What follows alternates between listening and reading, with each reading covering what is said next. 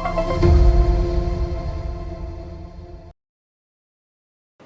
क्या पीआरपी एक permanent procedure है?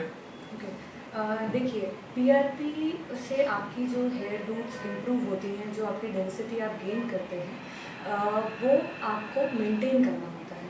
पीआरपी से जो भी आपके रूट्स आए हैं, उसमें आपका जेनेटिक इन्फ्लुएंस, जो हार्मोनल इन्फ्लुएंस जो हम बोलते हैं, जो डीएचटी का इन्फ्लुएंस है, वो एक्टिव रहता है। तो हमेशा पीआरपी के से जो बाल आए हैं, वो आपको मेंटेन करना है। मैम, पीआरपी में कितने मेंटेनेंस सेशन लेने रहते हैं? जैसे मान लीजिए, जो मैंने आपको बताया है कि हमें मिनिमम 4 सेशंस तो लेने ही होते हैं। तो जब हमने 4 सेशंस उसके ख़त्म कर दिए हैं और मान लीजिए आपको एक अच्छा डेंसिटी आ गया है, तब आप अपने मेंटेनेंस सेशंस चालू कर सकते हैं। और जैसे पहले आप 3 to 4 वीक्स में एक सेशन ले रहे थे, तो धीरे धीरे आप गैप इंक्रीज़ करके 2 मंथ्स में, फिर 3 मंथ्स में, और बाद में around 3 to 4 sessions in a year, ऐसे आप मेंटेनेंस अपना चालू कर सकते हैं। मैम, मेडिसिन लेना ज़रूरी है क्या? देखिए, पीआरपी जो पीआरपी जो प्रोसीजर करते हैं, वो 1 in 3 to 4 वीक्स करते हैं। उसके साथ में अगर आप मेडिसिन कंटिन्यू रखें, तो बालों को एक न्यूट्रिशन मिलता रहता है।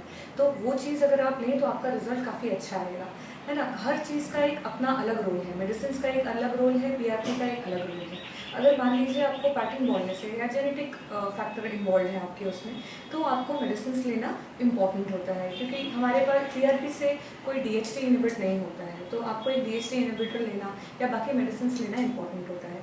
मान लीजिए आपके हेयर फॉल का कॉज कुछ और है, जिसमें जेनेटिक इन्फ्लुएंस नहीं है, डिफ्यूज पैटर्न है, तो उस केस में आप थोड़े टाइम तक मेडिसिन लेके और बंद भी कर सकते हैं। ज़रूरी नहीं है कि आप मेडिसिन कंटिन्यू करें।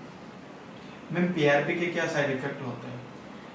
पीआरपी वैसे एक नेचुरल प्रोसीजर ही है, क्योंकि इसमें आपका ही ब्लड लिया जाता है, कोई फॉरेन सब्सटेंस तो डाला नहीं जाता है। बट फिर भी पीआरपी करते टाइम थोड़ा पेन एक्सपीरियंस होता है। वैसे पीआरपी के टाइम हम लोग एनेस्थीसिया और एक वाइब्रेटिंग डिवाइस सब कुछ यूज़ करते हैं, ताकि आपको पेन कम एक्सपीरियंस हो। बट फिर भी थोड़ा इंजेक्ट करते टाइम थोड़ा डिस्कम्फर्ट महसूस हो सकता है, और कभी कभी पोस्ट प्रोसीजर थोड़ा हेडेक रह सकता है, जिसके लिए आप एक नॉर्मल पेन किलर, जो हम पैरासीटामोल बोलते हैं, वो पेन किलर आप ले सकते हैं। इसके अलावा यूजुअली पीआरपी के कोई साइड इफेक्ट्स नहीं। मैम, पीआरपी के बाद हम अपना डेली रूटीन कब से स्टार्ट कर सकते हैं? पीआरपी, जैसे मैंने पहले भी बताया, एक ऑफिस बेस्ड प्रोसीजर है, जिसको आप अपना नॉर्मल रूटीन के बीच में आके कभी भी ले सकते हैं, और उसमें 1 से 1.5 घंटा लगता है। खाली हमें पीआरपी के बाद ये ध्यान रखना होता है कि हम कुछ हैवी एक्सरसाइज या हैवी वेट लिफ्टिंग ना करें, जिसके कारण ज़्यादा स्वेटिंग हो, और आप नेक्स्ट डे अपना नॉर्मल हेड वॉश भी कर सकते हैं। बाकी और एज सच कुछ ऐसा नहीं होता है जिसके कारण आपको कोई इशू हो। मैम, क्या हेयर ट्रांसप्लांट के साथ पीआरपी ले जा सकता है? जी हाँ, हेयर ट्रांसप्लांटेशन के पहले, ड्यूरिंग और बाद में आप पीआरपी सेशंस ले सकते हैं।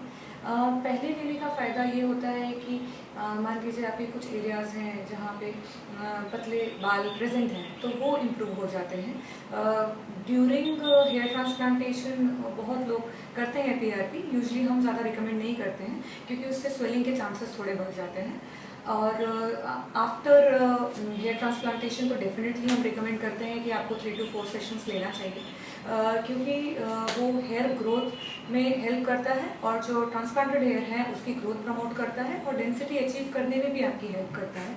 बाकी आपके जो बचे हुए बाल हैं, उसकी भी ग्रोथ प्रमोट करता है। तो ओवरऑल आपका रिजल्ट काफ़ी अच्छा आता है।